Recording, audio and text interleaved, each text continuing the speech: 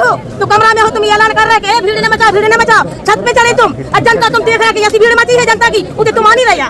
सो जनता हो, तुम लठ ले लेकर जगा रहे हो, उसे जहाँ जहाँ भीड़ पड़ी तुम आओ तो डंडा। योगी को हमेशा मानते हैं, एक नंबर का हरामखोर इंसान है। योगी की सरकार में नारी लोग को नंगी करा है उसने।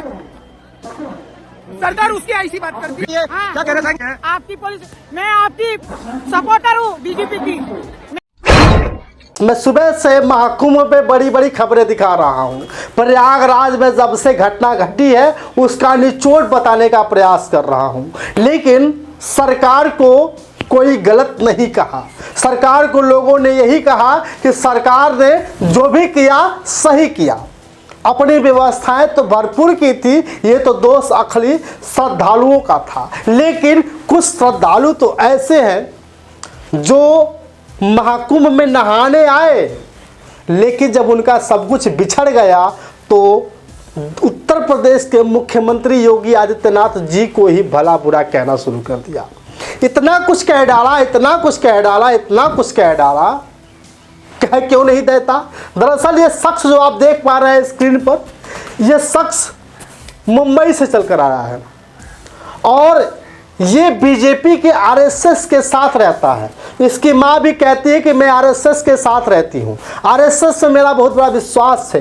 बीजेपी को वोट करते थे, लोगों को विश्वास था कि अगर मैं जाऊँगी महाकुंभ में तो बहुत बड़ा सेवा होगा। इतना तक कि यह कुछ हुआ कि जब यह शख्स वहाँ से निकला तो जय श्री राम का नारा लगाते हुए योगी आदित्यनाथ की जगह भी जय जयकार कर दिया।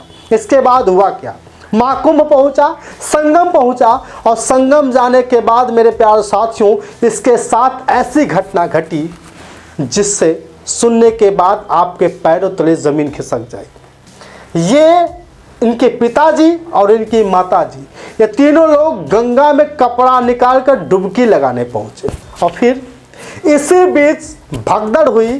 कपड़ा कहाँ चला गया या कई कपड़ा लूट के लेकर चला गया पता नहीं।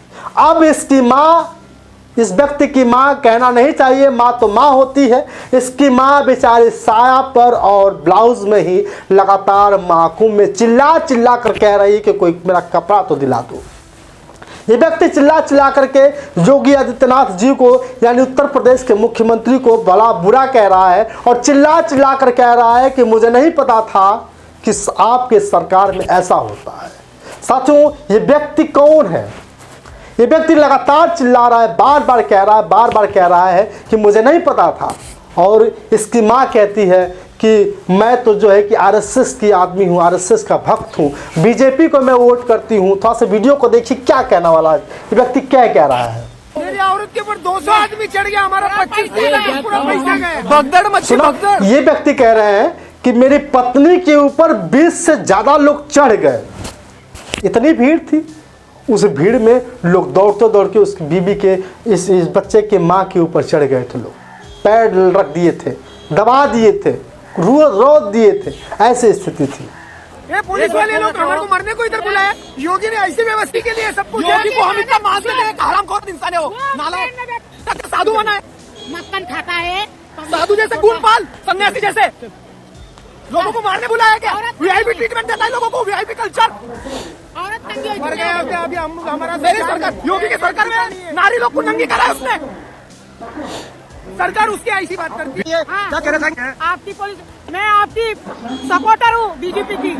मैं आरएसएस में हूँ, मैं आरएसएस की कार्यकर्ता हूँ। सुन लिया? आज मेरा यह हाल। इसकी माँ क्या कह रही है? मैं आरएसएस की आदमी, बीजेपी को मानती हूँ। और अब भला बुरा कह रहा है कि योगी जी हमें मारना चाहते थे, महाकुंभ में बुलाकर हमें मारना चाहते थे, हमें बर्बाद करना चाहते थे। हमें विश्वास था कि बीजेपी अच्छी है, लेकिन साथियों लगातार रो रो करके चिल्ला चिल्ला कर कह रहा है कि अब हम दोबारा नहीं आएंगे। इनके माँ रो रो कर चिल्ला रही है, सारे लोग चिल्ला रहे हैं। ये कुछ देखने को मिल रहा है उत्तर प्रदेश में। महाकुंभ को मैं दोषी नहीं कहता, मैं सनातन धर्म का विरोध नहीं करता, लेकिन